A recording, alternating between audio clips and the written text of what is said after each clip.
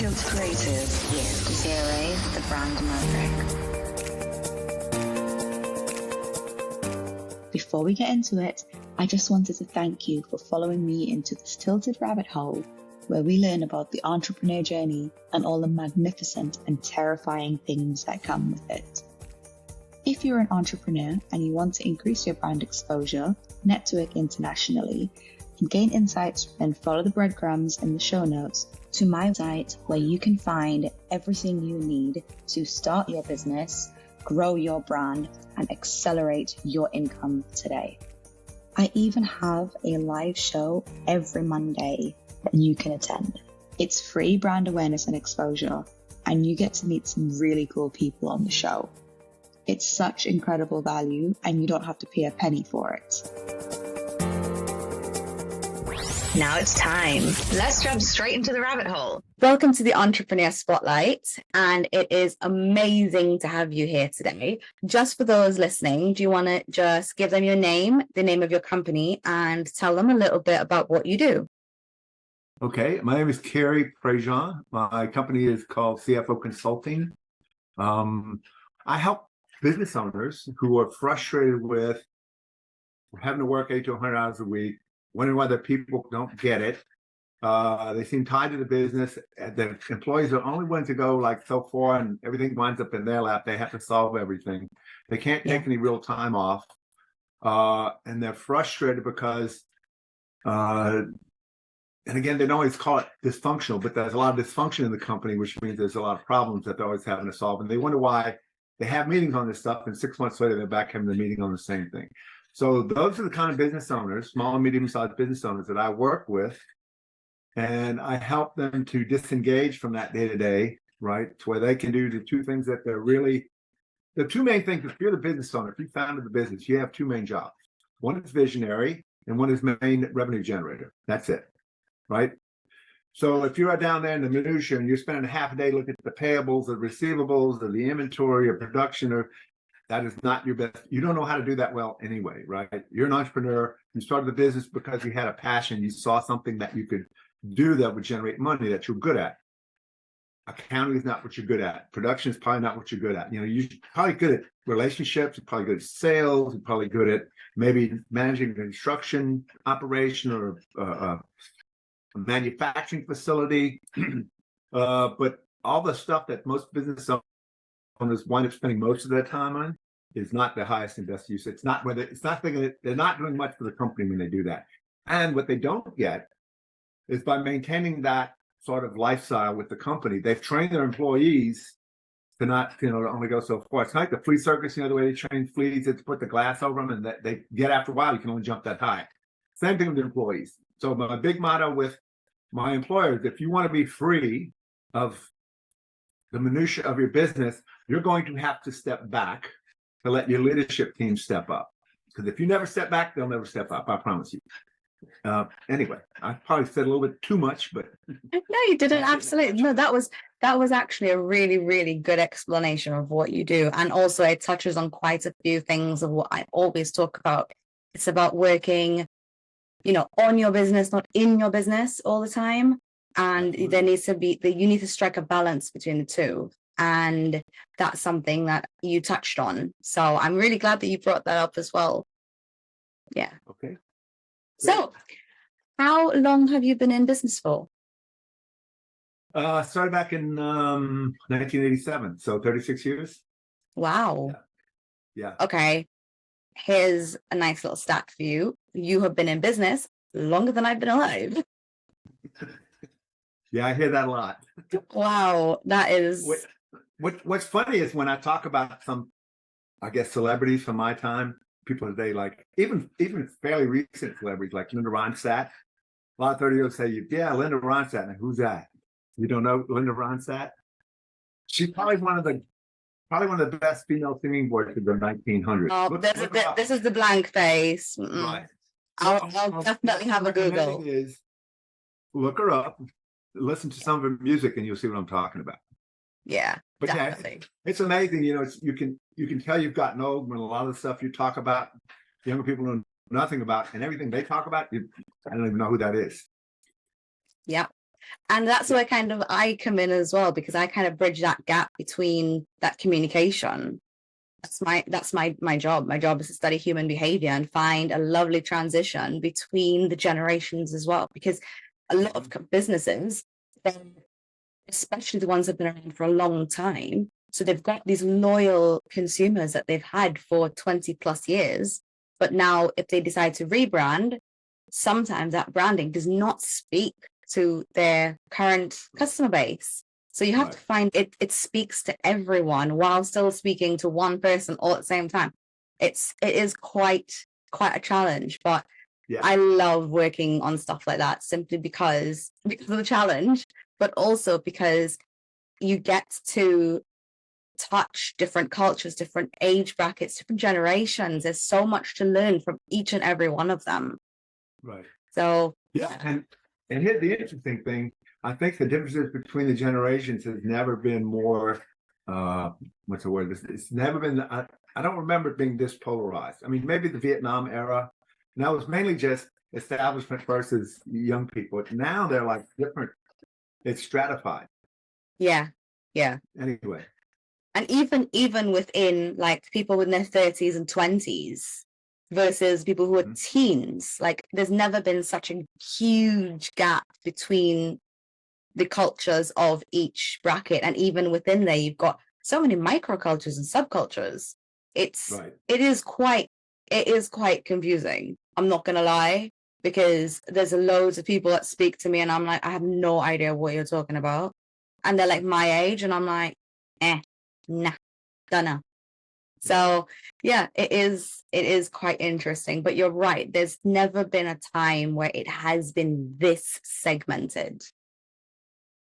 And I actually blame social media for that, because now we've got all of these subcultures that are just living and breathing. And it's not necessarily a bad thing. It's a good thing, because now these subcultures can grow. But it is because of social media, because now we're able to, like in the Western world, adopt a lot of Japanese things. So Japanese media is huge in the Western world. It's huge. And I didn't realize it. Korean pop, I didn't realize how big it was until a couple of days ago when I was like, oh my God, this is huge. Like, how did this suddenly just get so big so quickly? But this is a whole language that nobody, the people who listen to this music, most of them don't even speak Korean. So it's insane. It's insane. You don't even know what you're singing. And, you're going to these concerts. It's great. You think it's a good thing that you have that much? And in a way, yes, I agree with you in that. It's great that everybody kind of has their own little niche and what have you. Yeah. My concern, or my negative comment about all the technology is that it's separated us as human beings. We don't have as much human being interconnection anymore. No, we don't. We don't communicate. I mean, people write in text language. If I really want to talk to my kids, I got to text them first, as opposed to a phone call.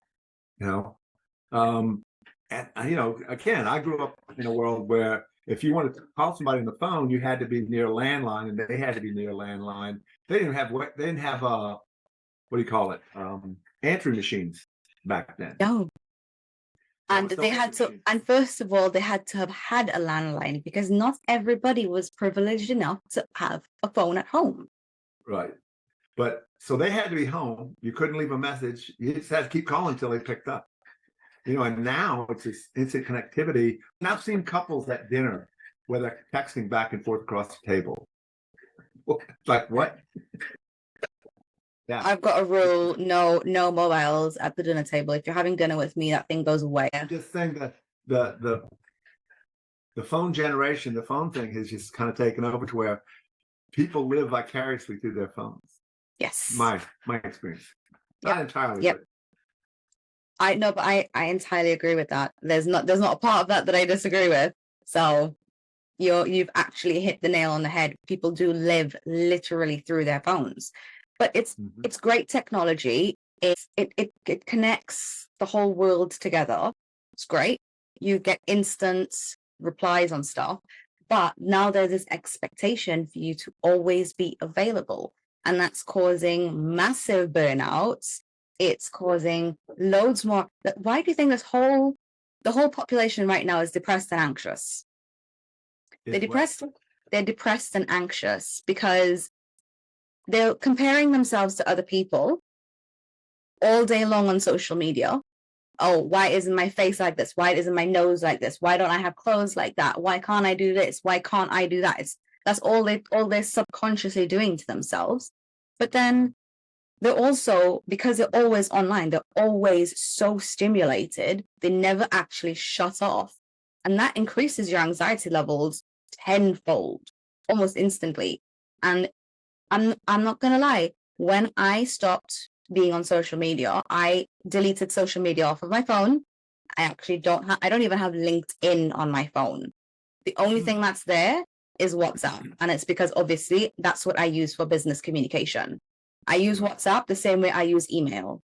But that's it. That's it. And my mental health has not been better. It's been great. Exactly. You have no idea what anyone's doing. And you know what? That's fantastic. Because when I see them, they can tell me. It's not as though, oh yeah, I've seen the fact that, you got yet another dog on Instagram 3 weeks ago. When I do see you, you'll tell me all about your puppy. Because I don't know. I'm out of the loop. And it's great. Right. It's fantastic. Yeah, you can tell it kind of going overboard. People started posting pictures of what they're about to eat. Like, I don't care. I really don't care. I don't care. And here's the other thing that it turned into is that what I noticed was there were competitions about look at my happy shiny life, and we're here and we're doing this and we're there and we're doing that, and look at my kids and look at my wife or look at my husband, look at the vacation we're on. And that I knew some people who like post anniversary posts to their husband, wife, and that 10 wonderful years, the love of my life, my soulmate, and privately or away from Facebook stuff, it was a nonstop quarrel. So there's a lot of pressure, in my opinion, to measure up, to look like you have the perfect life, that you're doing all the right things, that everything looks good. And I think there's some break. I don't want to say this. There's some break with your authenticity in terms of being genuine. Like, who doesn't have problems? Who doesn't have concerns? Who doesn't have breakdowns? Everybody does. Yeah. But on social media, the drive is to always be positive and wonderful and everything's just great. Yeah. And look at my happy, shiny life. And I think that causes, like you're saying, some of the depression, some of the anxiety. How do I measure up? Yeah, absolutely. Absolutely. Well, we've actually digressed quite a bit. This has been it's been a good conversation though. Right. So how exactly does your service work? Well, when a business owner contacts me, I basically have ask them some questions like what's working, what's not working. Because what's working, a lot of times, you don't really want to fool with, but you want to find out what's causing the most pain, right? Yeah. And how can we address that first? And generally, it's not just that thing. It's generally some kind of systemic thing. And generally, what's the thing? All business problems are people problems.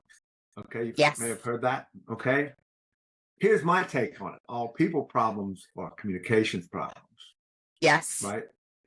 Okay, and what people don't get is, like, I say what I say, and I think the rest of the world hears it the way I spoke it in my mind. And they don't. Everybody's going to have their own little interpretation because we as human beings, or not only biological beings, in other words, not just Homo sapiens, the animal, we're also linguistic animal beings, which makes us human beings.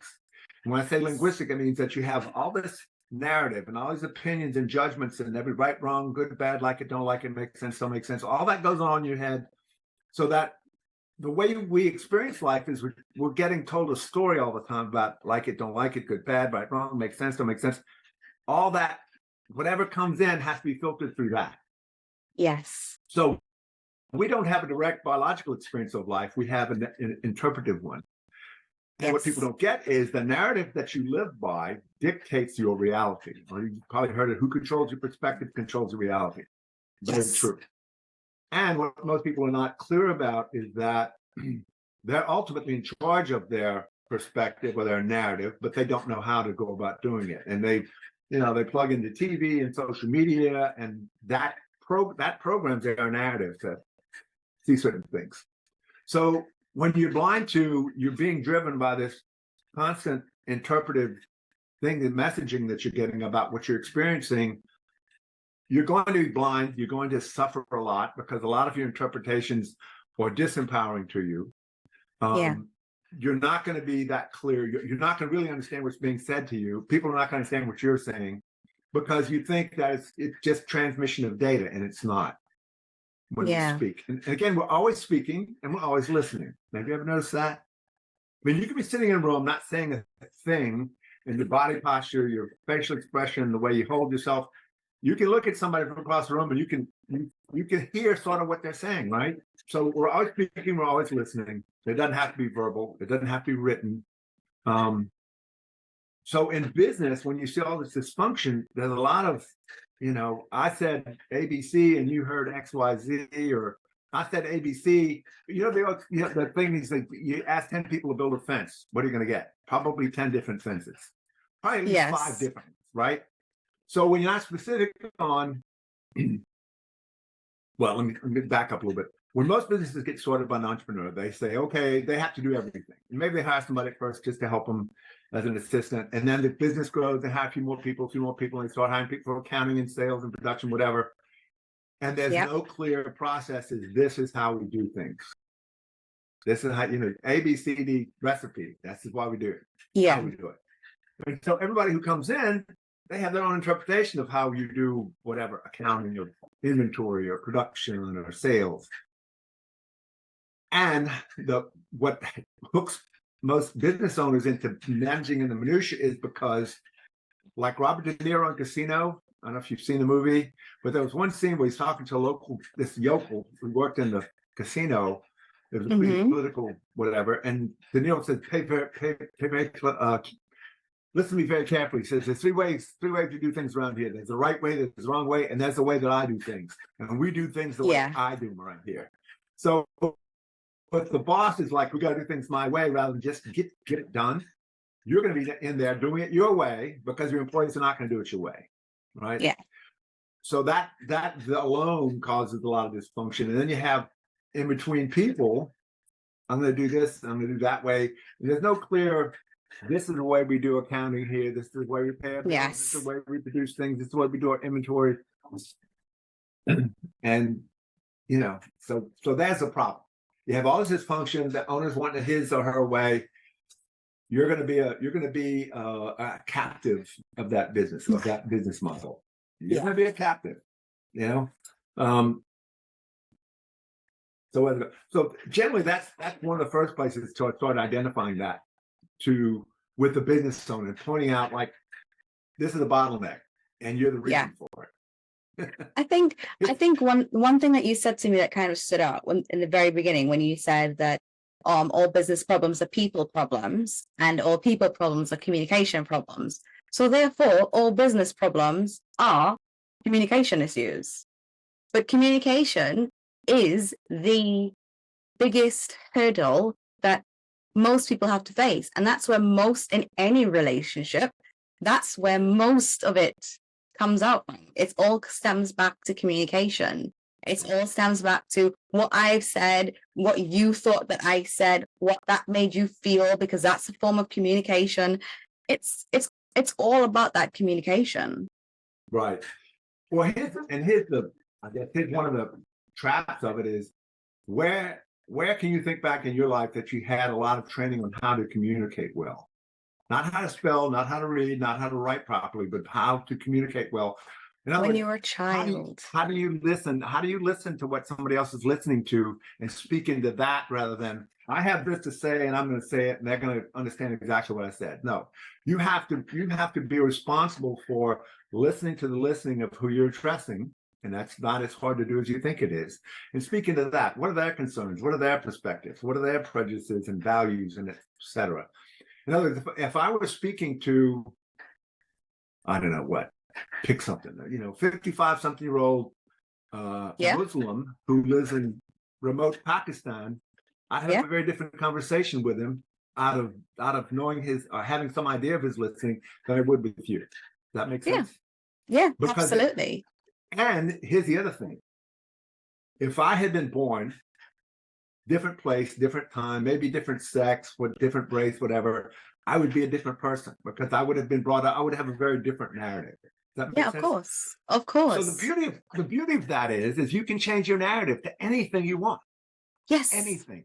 Yes. If you want to be a billionaire, you have to change your narrative to that of how does a billionaire think? You want to be a successful, whatever. Change your narrative to whatever that is. Yes. And people don't get that. Oh, wait, everybody wants to be reasonable. Well, that's not reasonable. And do you know what? A lot of people don't realize that this is all a mindset thing. It's all about mindset. It's like you want to be successful. You just have to have the mindset for it. You have to have the energy. And until you get your head in the game, you're not going to have that energy. You're not going to be able to give that kind of energy to the stuff that you're doing. So if you want to be a multimillionaire, you got to think like a multimillionaire. You might not be able to afford to buy like a multimillionaire right now, but you got to use the same methodologies that they would use. Yeah, multimillionaires, especially ones that are quote self-made, they're multimillionaires because of what they focus on and the conversations they live in and the conversations they have. So if you don't like the way your life is going now, here's a clue. You're having the wrong conversations, probably with the wrong people. So to change your life, have different conversations, probably with different people. Who will be more of an opportunity, maybe be more support. Here's an expression I heard that I love. Is go where you're celebrated, not tolerated. Oh my God.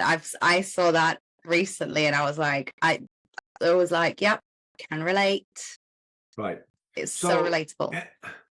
And the other thing the other trap I see people fall into is they want everyone to quote like them. And here's a clue.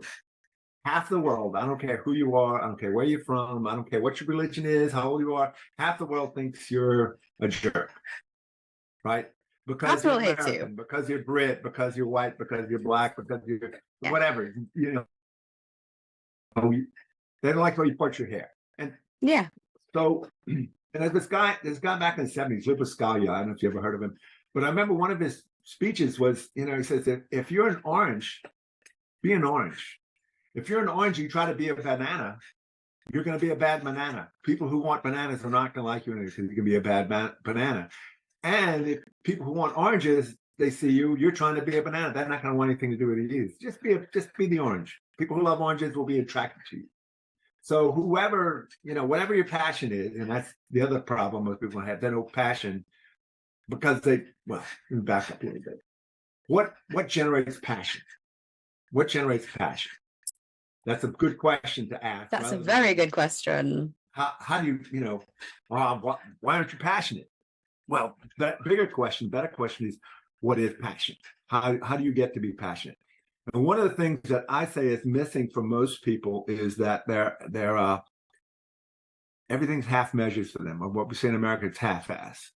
It's half-assed, yeah. And the way to get from I'm trying really hard, you hear that a lot. I'm trying really hard. I'm struggling. I'm trying hard. Is to be committed. Because once you're committed, it's like things get out of your way. And what do I mean by committed? I'm not talking about, I like that, or that's interesting. You're kind of curious. Committed means I accept no excuse if this does not happen. And when you come from that mindset, things move out of your way. No, it's almost like in my situation, this has to work. If this doesn't work, well, there is no if. Yeah. There is no if for me. There's no way this is not going to work. This is going to work. Exactly. This is going to work. And I will make it work. Okay, if it's a square plug that needs to go into a round hole, give me some sandpaper. I'll fix it. I'll make this shit work. Like that's just. But again, that's because I'm a natural entrepreneur. And a lot of people, they get into a business because they like the thing that they do, not necessarily because they like entrepreneurship or not necessarily because they like business. So Right. like hairdressers, for instance, get into hairdressing because they love doing people's hair. They love the after effects of a transformation. They love that dopamine hit when somebody goes, oh my God, I love this. Like that's what they're after. But they're not after running their business. They're not interested in any of that. So if you can literally, they have to do it because they've got to do it. But Right. it's if they could literally outsource that to somebody else, I'm pretty sure that most of them would. Most of them would tell you they don't want to run their business. And it's the same thing with any business, any entrepreneur. When you start up to do the thing that you are most passionate about, the thing that gets you fired up every morning, the thing that makes you want to change the world. That's the thing. Yeah. And for me, it's branding. For you, it's finance. Yeah.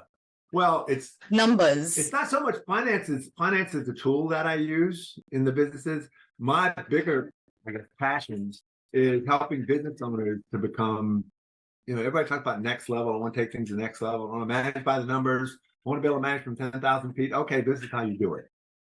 And what's going to take is you're going to have to become a different person, because who you are now is exactly what the business gets. Who you are now is generating the business the way it is. So if you don't like it, you need to change, not the business, not your employees. You need to change, because the attitude, the culture, all that kind of stuff, the mood of the place, all starts at the top and rolls downhill.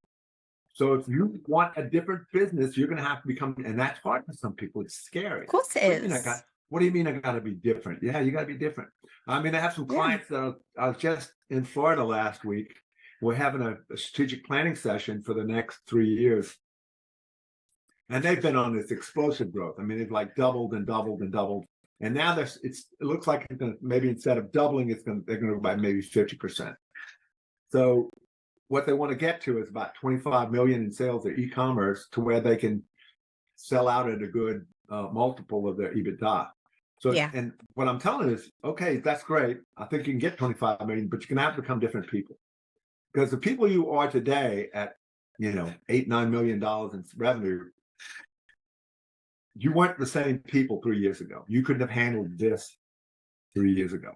So in 3 to 5 years, if you want to be at 25 million, you're going to have to become different. You're not going to be able to pick up a customer service call again. You're not going to be able to go out in the warehouse and try and get production, shipping done. There's a lot of stuff you're doing now that you're going to have to wipe your hand and have a good leadership team that'll do it for you, that knows exactly what's expected. And that's what most people get. It's like, what do you mean I got to change? And we do change. We change over time, but you have to become a different observer. You have to develop a different narrative. You have to have clear standards of what you want. And most people are kind of, most people go through life come with, this ain't it. If only my life were a better different, I'd quote be happy. But it's always this sense of dissatisfaction. And so what is satisfaction? Everybody wants to be happy, and I don't care about happy. Happy comes and goes all day long, right?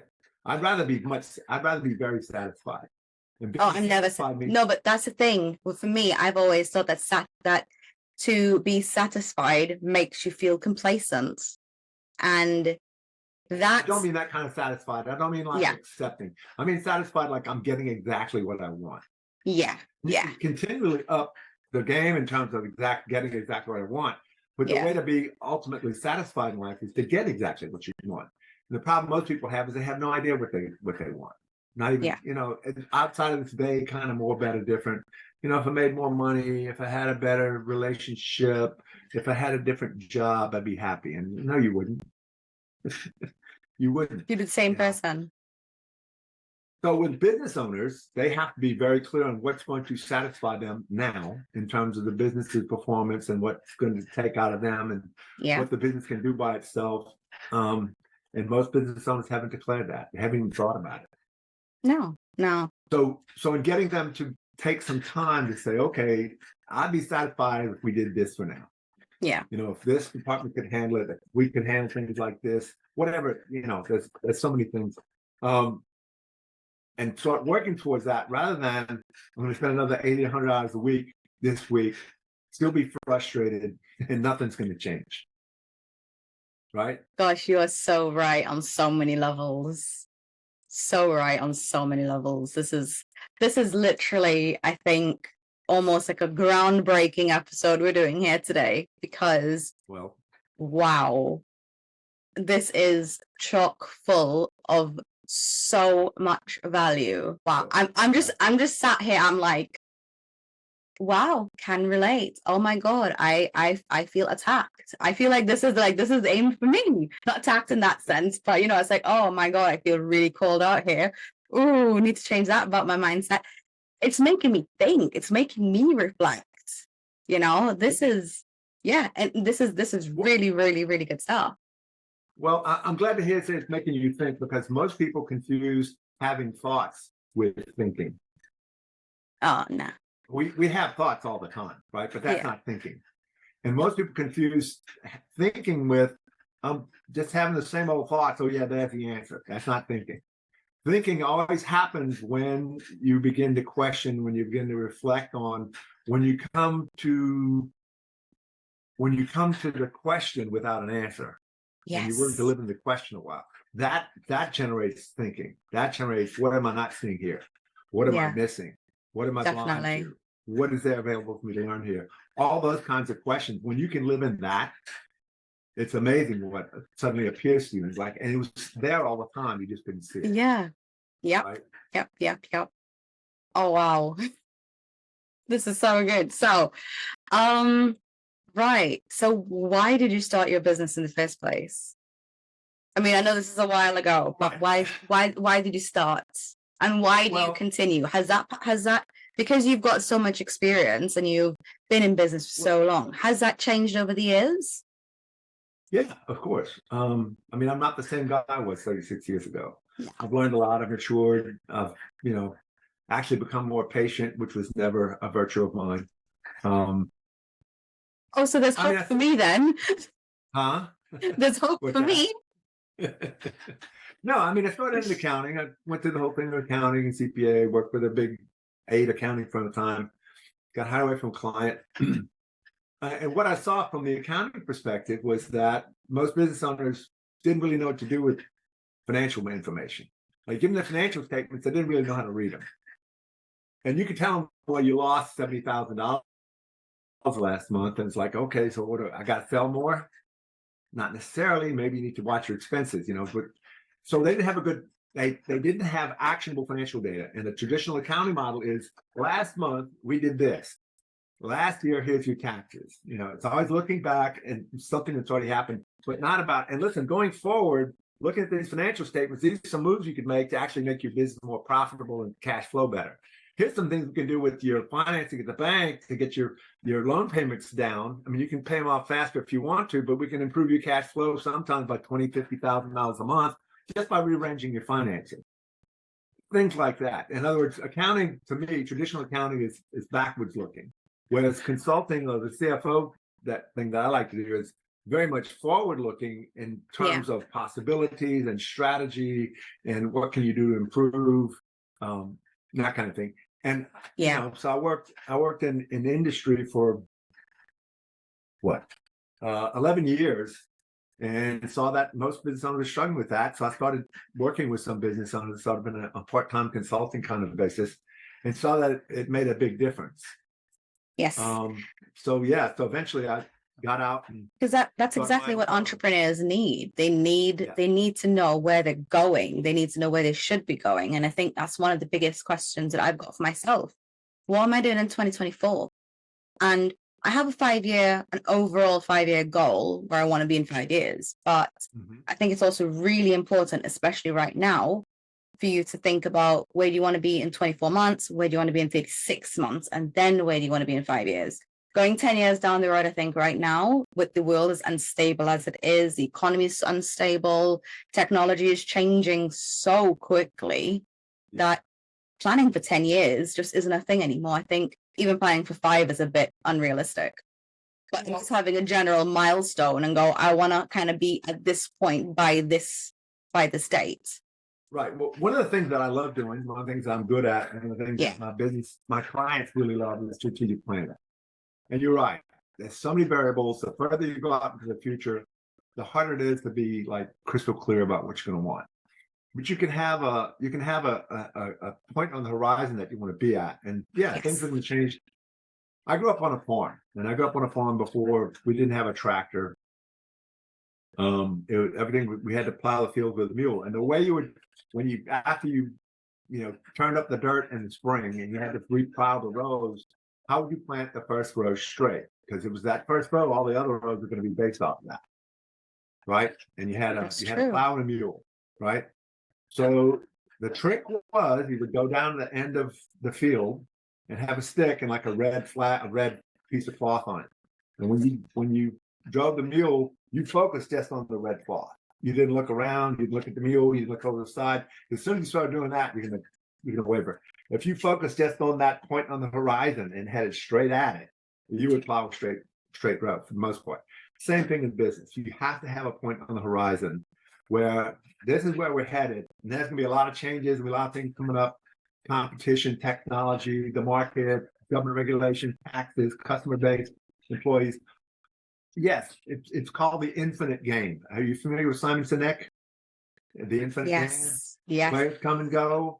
There are no rules. The point of the game is just to continue playing. So exactly. I want to continue playing, and I want to head to that point on the horizon. And you have to constantly update your plans because of all these variables that change and things come and go. And it has to be an ongoing business practice. And most people talk about, oh yeah, we need to do some strategic planning, but we've got this crisis right now, and we'll get to it, next month. Oh, we got this now, and I got that now. So yeah, we have a saying down here in South Louisiana. It's hard to remember that you came to drain the swamp when you're up to your ass in alligators. So yeah, that is hilarious. Strategic planning is like that. I love that. I have this longer term goal here, but I got all this stuff going on. So schedule it on a weekend, schedule it in the evening, schedule it, make it a practice, update it at least quarterly, have your leadership team involved, make it written, make it accountable to where every quarter you're saying, okay, who had what to do in the last quarter? Where are we? And all you're looking at, okay, well, now this is a new opportunity, because that's part of the visionary, right? What business owners do as visionaries. Here's an opportunity. In fact, if you look, there's usually a lot more opportunities to get capitalized on. So what is the best opportunity for me to capitalize on here that I maybe, and sometimes you need to capitalize on it before your competition does. And if you don't capitalize, somebody else will grab it. The other side is looking at what are the perils out there? What do we need to mitigate? What do we need to navigate around? Because they're coming at you too. So that's the real crucial part of being a visionary for the company, is to be looking out there to see, okay, so how do we navigate this thing, right? But we're gonna endpoint over there. Yeah. Does all this make sense? Oh, total sense. Absolute total sense. Honestly, this is, as I said, this is just absolutely value packed. My God, I'm thinking, I think I need to strategically plan my next 24 months now. Gotcha. At the end of this call, my task list will be mindset change, strategic planning. I need to look at my books again. I have a task list at the end of this. Good. No, this is amazing. Most people say, what's the word? What's your relationship like with your clients? Well, they're like the hero of the story. I'm just a guide, right? I'm just a coach. And the reason if you look at all the best athletes in the world, they all have coaches. In fact, they have more than one, right? Yeah. Professional sports team, they have position coaches, they have head coaches, they have offensive and defensive coaches, they have weight training coaches, strength training coaches, all kinds of coaches. Why? The coaches have coaches. The coaches have coaches. I would say. So why, if you're a top-performing athlete, like you're one of the best, why did Michael Jordan have coaches when he's at the top of his game? Because just because you're at the top right now doesn't mean you're going to stay there, and you always need somebody there to make sure to improve, and there's always going to be room for improvement. At least that's my thought on it. Here's a different distinction. You can't see yourself in the performance of what you're doing. The coach can. Right? The coach can say, you know, if you do this, if you know, and here's the move. Yeah. Not only that, generally the coach has years of experience. They know about all kinds of strategies maybe you don't know of. They've known people in the game longer than you. You know, they don't have a wealth of knowledge, good coach anyway. And they're also going to be able to talk to you in a way that's going to motivate you, that they can talk, they know you're come from, right? They know what motivates you. Yeah. And they can speak into that rather than, you know, you're an idiot, do X, Y, Z. You're not doing it right. I don't know anybody who's ever been motivated by being told you're not doing it right. You know, it's kind of disheartening. So yeah, a good coach. And that's kind of the way I see myself is as a business coach. But the business owner is the star quarterback. You're the hero of the story. You know, I'm not the hero of the story. It's not my team, but I can help guide you. That makes sense. Total sense. And you're consulting, right? Same thing. You're not the hero of the story. Your client is. You're the guy that's going to tell them how to be the hero, be the really successful hero of that story. Yeah, I'm like that little magic thing that sits on your shoulder telling you which direction to go in and what decisions to make. I'm like a cheat sheet. Right. Yes, coaches can shorten your learning curve by a lot. That's one of the other nice things about having coaches. Well, that's why I've got a blend of both, because I do, with my services in particular, I have a blend of coaching, mentoring, and consulting, because people come to me because of my experience. So with coaching, you kind of got to let people almost find the answers almost find the answers themselves. Whereas as a consultant, if I see you're going to drive off a cliff, I can pull the steering wheel and tell you, no, we're going this way, mate. We're not going that way. Yeah. So that's where mine has a blend of all of it, because I still need to be able to kind of pull the wheel when I need to, but then kind of let you have a little feel of what it's like to drive as well. Mm-hmm. So, you know, at the end of it, then you'd be a competent driver and we'll both be alive and not dead off the cliff. Yeah. Yeah. One of the best examples, it comes from a movie that I saw of coach student, was the Karate Kid, the first one. Yes. When he's having Daniel wash the car, then wax the car, then paint the wax on, wax off, and stuff. And Daniel's like, I'm just being a goddamn slave, man. And he's, you know, Miyagi shows him, show me the whatever, and he's showing me, I'm showing you defensive moves. And yeah, you spruce up my house in the meantime, but I'm showing you how to do basic karate. And I love the beginning conversation says, we make sacred pact. I teach, you learn. Whatever I say, you do, no question. Right? And he immediately questions it. Remember you. No, that would be me. I would really annoy Mr. Miyagi. I'm not a very good student. I question everything. And I ask loads of questions. But that's why I didn't, you know. Yeah. So if you had unlimited resources, like, what world problem would you fix? What world problem would I fix? Yep, you've had unlimited resources. You've got unlimited time, money, access to every and anything. I think I would. Well, you know, I see a lot of the stuff that's happening in the world in terms of craziness, like in Ukraine and the whole thing with Israel and China threatening Taiwan, and it's just. To me, there's a criminal element that exists in world governments, in all the different governments, in business too. If I had unlimited resources, I would probably eliminate that factor of society globally, because they tend to deal in death a lot. You know, they profit from war, they profit from death. It's kind of on their agenda. And I just want to, you know, kind of like Trump said, I just want to see people stop dying. You know, that's really all I want. How many people have they killed in Ukraine? You know, over 100,000? I have no idea. But I think it's over 100,000. And for what? For what? I mean, what is it? What? You know, you hear this all the time. Yeah, our troops are defending our freedoms overseas. What freedoms? What are they defending over there? When we had troops in Iraq, what were they defending? They weren't defending. Nothing I could see. So the whole thing of conquest and killing people and suppressing people, that's got to go, because most people are genuinely good people and they really want to like have their own life, raise their family, and be left alone. And which is hard to do when you have, basically, in my opinion, criminal elements that are running things for their benefit. So, absolutely. If I had unlimited resources, I would eliminate that entire section of the planet.